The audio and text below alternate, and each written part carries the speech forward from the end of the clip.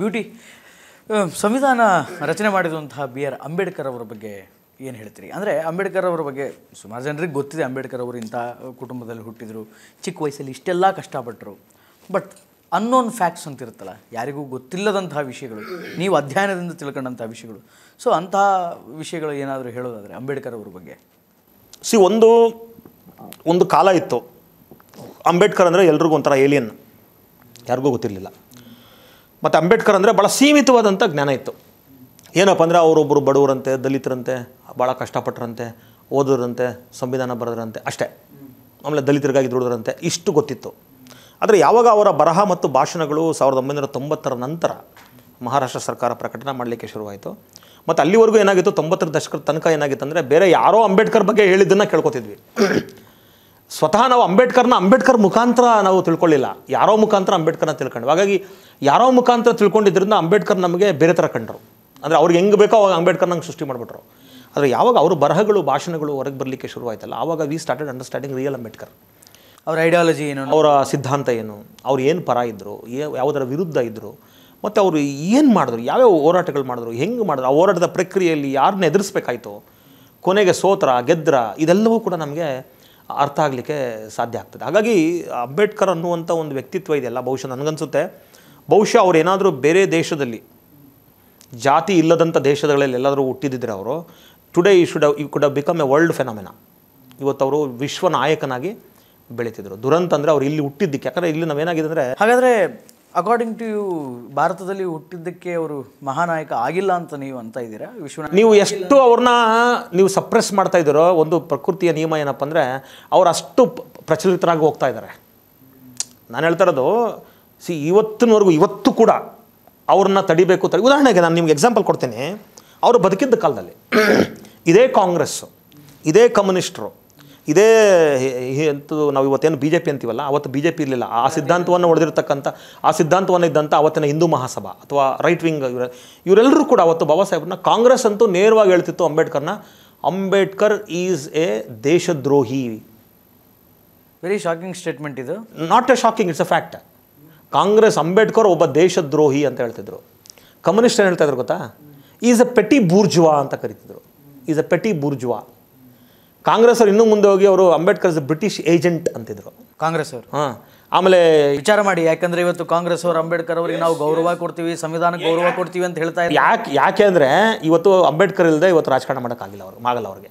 ಅಂದರೆ Ambedkar is an a political tool for Congress ಅಂತ ಹೇಳ್ತಾ ಇದ್ದೀರಾ? Not only for Congress, all the parties, ಎಲ್ಲ ಪಾರ್ಟಿಗಳಿಗೂ ಇವತ್ತು Ambedkar has become an vote bank, political tool. ನೀವು ಹೇಳ್ದಂಗೆ has become an vote bank. ಇದೇ ಕಾಂಗ್ರೆಸ್ ಹೇಳಿದ್ನಲ್ಲ, ಬ್ರಿಟಿಷ್ನ ಏಜೆಂಟ್ ಅಂತ ಹೇಳ್ದು ಅಂತಾರೆ ಕಾಂಗ್ರೆಸ್ನವರು. ಆ ಬಾಬಾ ಸಾಹೇಬ್ ಅಂಬೇಡ್ಕರ್ನ ಅವ್ರನ್ನ ದೇಶದ್ರೋಹಿ ಅಂತ ಹೇಳ್ದಂಥವ್ರು. ಇದೇ ಹಿಂದೂ ಮಹಾಸಭಾದವರು ಇವರು ಹಿಂದೂ ಧರ್ಮಕ್ಕೆ ಅಂಟಿರುವ ಕಳಂಕ ಅಂತ ಹೇಳ್ದಂಥವ್ರು ಹಿಂದೂ ಮಹಾಸಭಾದವರು. ಅರುಣ್ ಶೌರಿ ಅನ್ನುವಂಥವ್ರ ಮುಖಾಂತರ is a false god, worshipping of a false god ಅಂತ ಪುಸ್ತಕನೇ ಬರೆಸ್ತರು. ದಲಿತರೆಲ್ಲ ನಮ್ಮ ದೇವರು ಅಂದಾಗ no is a false god ಅಂದರು. ಇವತ್ತು ಈ ಫಾಲ್ಸ್ ಗಾಡ್ ಅಂದವರು ಅಂಬೇಡ್ಕರ್ ಅಭಿಯಾನ, ಸಂವಿಧಾನ ಅಭಿಯಾನ ಅಂತ ಮಾತಾಡ್ತಾರೆ. ಅಂಬೇಡ್ಕರ್ ದೇಶದ್ರೋಹಿ ಅಂತ ಹೇಳಿದವರು ಇವತ್ತು ನೀವು ಹೇಳ್ದಂಗೆ ಮನೆಗೂ ಜೈ ಬಾಪು, ಜೈ ಅಂಬೇಡ್ಕರ್, ಜೈ ಸಂವಿಧಾನ ಅಂತ ಮಾತಾಡ್ತಾ ಇದ್ದಾರೆ.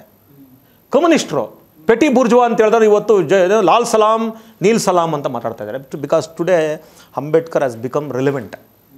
ಮತ್ತು ನಾನು ಹೇಳ್ದಂಗೆ ಅವರು ವೆರಿ ರಿಲೆವೆಂಟ್ ಅಲ್ಲ, ಈಸ್ ಕ್ರಾಸಿಂಗ್ ದ ಬೌಂಡ್ರೀಸ್. ಇವತ್ತು ಅಂಬೇಡ್ಕರ್ನ ಜಪಾನಲ್ಲಿ ಅವ್ರನ್ನ ಆದರ್ಶವಾಗಿ ಇಟ್ಕೊಂಡಿದ್ದಾರೆ.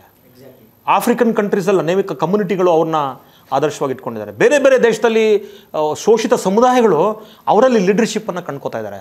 ಅವರ ಸಿದ್ಧಾಂತದ ಮುಖಾಂತರ ತಮ್ಮನ್ನು ಬಿಡುಗಡೆ ಮಾಡ್ಕೋಬೇಕಂತ ಅಲ್ಲಿ ಅವರ ಹೆಸರಿನಲ್ಲಿ ಹೋರಾಟಗಳನ್ನು ರೂಪಿಸ್ಕೋತಾ ಇದ್ದಾರೆ. ದಟ್ ಮೀನ್ಸ್ ಟುಡೇ ನೀವು ಅವ್ರನ್ನ ಎಷ್ಟು ಕಟ್ಟಾಕಲಿಕ್ಕೆ ಪ್ರಯತ್ನ ಪಟ್ಟರೂ ಕೂಡ ಅವರ ಸಂಕೋಲೆಗಳನ್ನು ಬಿಡಿಸ್ಕೊಂಡು ಇವತ್ತು ಎಲ್ಲ ಸಾಗರಗಳನ್ನು ಮೀರಿ ವಿಸ್ತಾರವಾಗಿ ಜಗತ್ತಿನಾದ್ಯಂತ ಬೆಳೀತಾ ಹೋಗ್ತಾ ಇದ್ದಾರೆ.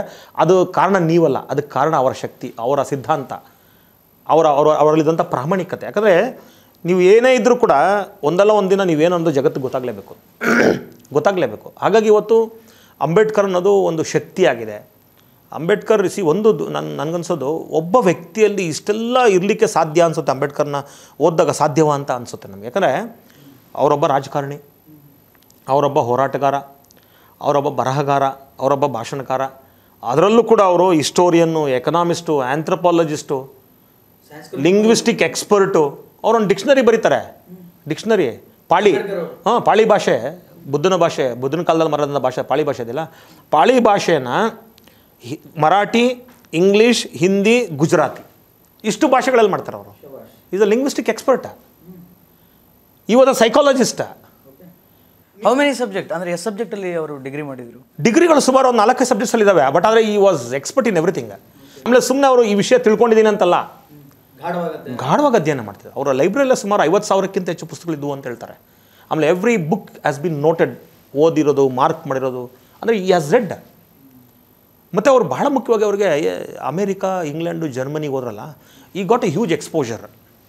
ಇಲ್ಲಿದ್ದಾಗ ಏನಾಗುತ್ತೆ ಗೊತ್ತಾ ನಿಮಗೆ, ಭಾರತ ದೇಶದಲ್ಲಿದ್ದಾಗ ಇಲ್ಲಿನ ಜಾತಿ, ಉದಾಹರಣೆಗೆ ಅವರು ಅಷ್ಟು ದೊಡ್ಡ ಶಿಕ್ಷಣ ಪಡ್ಕೊಂಡು ಬರ್ತಾರೆ, ಬರೋಡಾದಲ್ಲಿ ಮಂತ್ರಿ ಆಗ್ತಾರೆ. ಬರೋಡಾದಲ್ಲಿ ಆಫೀಸರ್ ಆಗಿ, ಮಂತ್ರಿ ಸ್ಥಾನದ ಹುದ್ದೆ ಅದು, ಆಫೀಸರ್ ಆಗ್ತಾರೆ. ಅವ್ರಿಗೆ ಉಳ್ಕೊಳ್ಳೋದಕ್ಕೆ ಒಂದು ಮನೆ ಬಾಡಿಗೆ ಕೊಡೋದಿಲ್ಲ. ಮರದ ಕೆಳಗೆ ಕೂತು ಅಳ್ತಾರೆ ಮಂತ್ರಿಗೆ. ಇಲ್ಲಿ ನಿಮಗೆ ಯಾವ ಆಲೋಚನೆಗಳು ಬರಲಿಕ್ಕೆ ಸಾಧ್ಯ? ನಿಮ್ಮನ್ನು ವೈಯಕ್ತಿಕವಾಗಿ ಕುಗ್ಗಿಸಿದಾಗ, ನಿಮ್ಗೆ ಅವಮಾನ ಮಾಡಿದಾಗ ನಿಮ್ಮ ಇಡೀ ಆಲೋಚನಾ ಕ್ರಮ ಇದೆಯಲ್ಲ ಬ್ಲಾಕ್ ಆಗ್ಬಿಡ್ತದೆ, ನಿಂತೋಗ್ಬಿಡ್ತದೆ. ಅಂದರೆ ಆ ಪರಿಸ್ಥಿತಿ ಯಾರು ಕಾರಣ ಅವತ್ತಿನ? ಯಾರು? ಸಮಾಜ. ಅಂಬೇಡ್ಕರ್ ಅವರ ಪರಿಸ್ಥಿತಿಗೆ ಏನು? ಅಂಬೇಡ್ಕರ್ ಅವರ ಆ ದಿನದ ಆ ಪರಿಸ್ಥಿತಿಗೆ ಖಂಡಿತ ಸಮಾಜ, ಅವತ್ತಿನ ಸಮಾಜ, ಅವತ್ತಿನ ವ್ಯವಸ್ಥೆ. ಹಾಗಾಗಿ ಅವ್ರಿಗೆ ಅಲ್ಲೋದಾಗ, ಅಮೇರಿಕಾ ಮತ್ತು ಇಂಗ್ಲೆಂಡ್ಗೆ ಹೋದಾಗ ಏನಾಯ್ತಂದರೆ ಈ ಥರದ ಸ್ಥಿತಿ ಇರಲಿಲ್ಲ ಅವ್ರಿಗೆ. ಅಲ್ಲಿ ಅವ್ರಿಗೆ ಮುಕ್ತವಾದಂಥ ಅವಕಾಶ ಇತ್ತು. ಯಾಕೆಂದರೆ ಅವ್ರಿಗೆ ವೈಯಕ್ತಿಕವಾದಂಥ ಯಾವುದೇ ತೊಂದರೆಗಳಿರಲಿಲ್ಲ, ವೈಯಕ್ತಿಕವಾದಂಥ ಅವಮಾನಗಳಿರಲಿಲ್ಲ. ನಿಮ್ಗೆ ಯಾವಾಗ ವೈಯಕ್ತಿಕವಾದ ತೊಂದರೆ, ಅವಮಾನಗಳು ಇರೋದಿಲ್ವಲ್ಲ, ಆವಾಗ ನಿಮ್ಮ ಬ್ರೈನ್ ಓಪನ್ ಅಪ್ ಆಗುತ್ತೆ, ಆಲೋಚನೆ ಮಾಡಲಿಕ್ಕೆ ಶುರುವಾಗುತ್ತೆ, ಹೊಸ ಹೊಸ ಚಿಂತನೆಗಳು ಬರಲಿಕ್ಕೆ ಶುರುವಾಗುತ್ತೆ. ನೀವು ಯಾವಾಗ ಯಾವುದೋ ಒಂದು ತಿಕ್ಕಾಟದಲ್ಲಿ ಸಿಕ್ಕಾಕೋತಿರಲ್ಲ, ನಿಮ್ಮ ಇಡೀ ಮೆದುಳು, ನಿಮ್ಮ ಇಡೀ ಮನಸ್ಸೆಲ್ಲವೂ ಇದೆಯಲ್ಲ, ಬರೀ ಆ ತಿಕ್ಕಾಟ, ಆ ಸಮಸ್ಯೆ ಬಗ್ಗೆ ಕೇಂದ್ರೀಕೃತವಾಗ್ತದೆ. ಅದ್ರ ಬಗ್ಗೆನೇ ಅವ್ರು ತಲೆ ಕೆಡಿಸ್ಕೋತಾರೆ ಹೊರತು ಅಲ್ಲಿ ನಿಮಗೆ ಹೊಸ ಆಲೋಚನೆಗಳು, ಹೊಸ ಚಿಂತನೆಗಳು, ಬೇರೆದು ಪರ್ಯಾಯವಾಗಿ ಉಟ್ಕೊಳ್ಳೋದಕ್ಕೆ ಸಾಧ್ಯನೇ ಇಲ್ಲ. ಹಾಗಾಗಿ ಅವರು ಅಲ್ಲಿದ್ದ ಪರಿಣಾಮವಾಗಿ ಅವ್ರ ಆಲೋಚನೆಗಳು ಬಹಳ ಮುಂದಿದ್ವು. ಮತ್ತು ನೀವು ನೋಡಿ, ಯಾವುದೋ ಒಬ್ಬ ವ್ಯಕ್ತಿ ಏನಾಗ್ತಾನೆ ಅಂದರೆ, ಯಾವುದಾದ್ರೂ ಒಂದು ಪರ ನಿಂತ್ಕೊಂಡ್ಬಿಡ್ತಾನೆ, ಯಾವುದಾದ್ರೂ ಒಂದು ವಿರುದ್ಧ ನಿಂತ್ಕೊಂಡ್ಬಿಡ್ತಾನೆ. ಆದರೆ ಬಾಬಾ ಸಾಹೇಬ್ ಅಂಬೇಡ್ಕರ್ ಹೇಗಪ್ಪ ಅಂದರೆ, ಯಾರ ಪರವೂ ಅಲ್ಲ, ಯಾರ ವಿರುದ್ಧವೂ ಅಲ್ಲ, ಅವರಿದ್ದಿದ್ದು ಮಾನವೀಯತೆಯ ಪರ, ಹ್ಯುಮ್ಯಾನಿಟಿ. ಮತ್ತು ಯಾರು ಅಮಾನವೀಯವಾಗಿರಿದ್ರೋ ಎಲ್ಲರನ್ನೂ ಖಂಡಿಸ್ತಿದ್ರು ಅವರು. ಉದಾಹರಣೆಗೆ ಆವತ್ತಿದ್ದಂಥ ಬ್ರಾಹ್ಮಣ್ಯವನ್ನು ಪ್ರತಿಪಾದಿಸ್ತಕ್ಕಂಥ ಸಿದ್ಧಾಂತಗಳು ಮತ್ತು ವ್ಯಕ್ತಿಗಳನ್ನು ವಿರೋಧ ಮಾಡ್ತಿದ್ರು.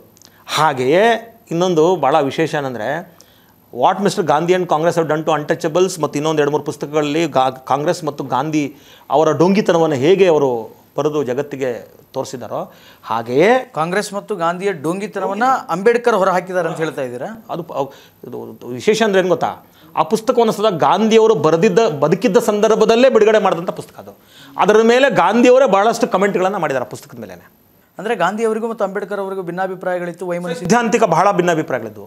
There are 2 extremes, 2 ends. ಅವ್ರು ಆದಿಕ್ಕೂ ಇವರು ಇದಕ್ಕೆ ಇಬ್ಬರು ಒಂದಾಗ್ಲಿಕ್ಕೆ ಸಾಧ್ಯನೇ ಇಲ್ಲ. ಯಾಕಂದರೆ ಒಂದು ಉದಾಹರಣೆಗೆ ಹೇಳ್ತೇನೆ ನಾನು, ಎಕ್ಸಾಂಪಲು. ಬಾಬಾ ಸಾಹೇಬರು ಹೇಳ್ತಾರೆ ಇದನ್ನು.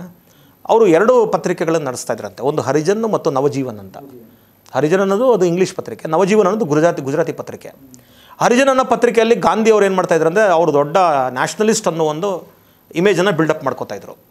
ಆದರೆ ನವಜೀವನ್ ಅನ್ನುವಂಥ ಗುಜರಾತ್ ಪತ್ರಿಕೆಯಲ್ಲಿ ಪಕ್ಕ ಜಾತಿವಾದಿ ಮನಸ್ಥಿತಿಯನ್ನು ತೋರಿಸ್ತಿದ್ರಲ್ಲಿ. ಎಸ್, ಯಾಕಂದರೆ ಗುಜರಾತಿ ವಾಸ್ ಫಾರ್ ಲೋಕಲ್. ಆದರೆ ಇಂಗ್ಲೀಷನ್ನು ಬ್ರಿಟಿಷರು ಓದ್ತಾ ಇದ್ರಲ್ಲ, ಬ್ರಿಟಿಷರ ಮುಂದೆ ನಾನೊಬ್ಬ ದೊಡ್ಡ ಸುಧಾರಕ ಅಂತ ಶೋ ಕೊಡಬೇಕಾಗಿತ್ತು ಅವರು.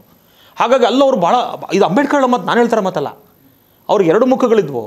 ಅವರು ಒಂದು ಮುಖವನ್ನು ಹರಿಜನ ಮುಖಾಂತರ, ಪತ್ರಿಕೆ ಮುಖಾಂತರ ಎಕ್ಸ್ಪೋಸ್ ಮಾಡ್ತಿದ್ರು, ಇನ್ನೊಂದು ನವಜೀವನ ಮುಖಾಂತರ ಮಾಡ್ತಿದ್ರು. 2 ಇಲ್ಲಿ ಇದರಲ್ಲಿ ಯಾವುದು ಡೋಂಗಿತನ? ಒಟ್ಟಾರೆಯಾಗಿ ಗಾಂಧಿ ಮತ್ತು ಅಂಬೇಡ್ಕರ್ ಅವರಿಗೂ ಸೈದ್ಧಾಂತಿಕವಾದಂತಹ ಭಿನ್ನಾಭಿಪ್ರಾಯಗಳು, ವಿರೋಧ ಇತ್ತು ಅಂತ. ಅವ್ರು ಹೇಳ್ತಾರೆ, Gandhi is the number 1 enemy of the untouchables ಅಂತ ಹೇಳ್ತಾರೆ. Very shocking statement. It is not a shocking, ಅದು ಗೊತ್ತಿಲ್ಲ ಅಷ್ಟೇ ಜನರಿಗೆ. ಅವರ ಬರಹಗಳನ್ನು ತಗೊಂಡಾಗ ಇದೆಲ್ಲವನ್ನು ಕೂಡ what mister Gandhi and Congress done to untouchables ಅನ್ನೋ ಪುಸ್ತಕದಲ್ಲಿ ಬರೀತಾರೆ. ಇದೇ ಕಾರಣಕ್ಕೆ ಅಂಬೇಡ್ಕರ್ ಅವರನ್ನು ದೂರ ಇಟ್ಟರು ಕಾಂಗ್ರೆಸ್ನವರು? ಖಂಡಿತ. ಯಾಕಂದರೆ ಅವರು ಒಂದು ಬರೀ ನಿಮಗೆ ಅವ್ರನ್ನ ಇದು ಮಾಡೋದಲ್ಲ, ಬಾಬಾ ಸಾಹೇಬ್ ಅಂಬೇಡ್ಕರ್ನ ಚುನಾವಣೆಗಳಲ್ಲಿ ನಿರಂತರವಾಗಿ ಸೋಲಿಸ್ತಂಥವ್ರು.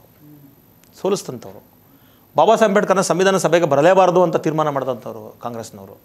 ಆದರೆ ಅದೆಲ್ಲವನ್ನು ಮೀರಿ ಬೆಳೆದಂಥವ್ರು ಅಂಬೇಡ್ಕರ್. ಹಾಗಾಗಿ ಈ ಥರ ವ್ಯಕ್ತಿತ್ವ ಇದೆಯಲ್ಲ, ಆ ವ್ಯಕ್ತಿತ್ವ ಒಂದು ಅಂಬೇಡ್ಕರ್ ಅನ್ನುವ ಒಂದು ವ್ಯಕ್ತಿಯನ್ನು ರೂಪಿಸಲಿಕ್ಕೆ ಸಾಧ್ಯ ಆಯಿತು. ಮತ್ತು ಅವರು ವ್ಯಕ್ತಿಯಾಗಿ ಉಳಿಲಿಲ್ಲ, ಒಂದು ದೇಶದ ಶಕ್ತಿಯಾಗಿ ಪರಿವರ್ತನೆ ಆಯಿತು. ಹಾಗಾಗಿ ಆ ಪ್ರಕ್ರಿಯೆಯೊಳಗೆ ಅವರು ಸಂವಿಧಾನವನ್ನು ಬರೆಯುವಂಥ ಜವಾಬ್ದಾರಿನ ಇನ್ನೊಂದು ನಾನು ಹೇಳುವಂಥದ್ದು ನೀವು ಹೇಳಿದಂಥ ಶಾಕಿಂಗ್ ಅಂತ ಅನ್ಸ್ಬೋದು. ಅದು ಭಾಳಷ್ಟು ಕಡೆ ಹೇಳ್ತಾರೆ ಅಂಬೇಡ್ಕರ್ ಅವ್ರನ್ನ ಕಾಂಗ್ರೆಸ್ನವರೇ ಸಂವಿಧಾನ ಸಭೆಗೆ ಕರ್ಕೊಂಡ್ರು ಅಂತ. ಇದು ಶುದ್ಧ ಸುಳ್ಳು.